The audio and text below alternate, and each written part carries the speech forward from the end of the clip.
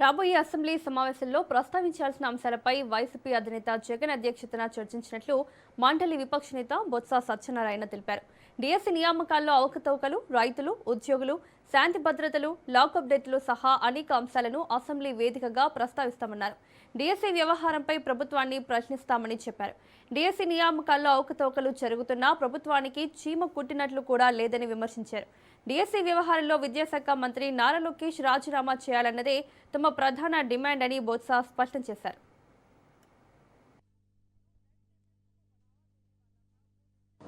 బలహీన వర్గాలకు సంబంధించిన లీడర్స్ ఎవరుతున్నారు వాళ్ళందరి మీద కూడా అక్రమ కేసులు పెట్టి మరి వాళ్ళని బాధించి వాళ్ళు లొంగ తీసుకోవాలని చూస్తున్నాం.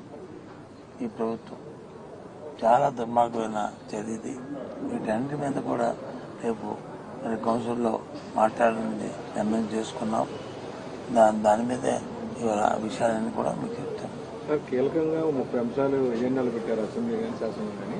అభివృద్ధి మీద పెట్టారు తప్ప మీరు చెప్పిన అంశాలు ఏమి కూడా అందులో అయినట్లేదు. వాళ్ళు ఏ అంశం పెట్టినా అభివృద్ధి అంటే ఎక్కడుంది? రాష్ట్రంలో అభివృద్ధి అప్పులు ఆంధ్రప్రదేశ్ అవుతుంది తప్ప అభివృద్ధి ఆంధ్రప్రదేశ్ ఎక్కడుంది? ఏ రంగంలో అభివృద్ధి ఉంచబడింది అని చెప్తాం. భారతదేశం తాలూకా చిత్రపటంలో పలానా రంగంలో ఈ ఆంధ్ర రాష్ట్రం వచ్చి 1, 2, 3 స్థానాలు ఉంది చెప్పాలండి. ఇంతకుముందు ఎలా ఉండేది, ఇవాళ ఎలాగ ఉంది? వాటి మీద కూడా మాట్లాడతాం.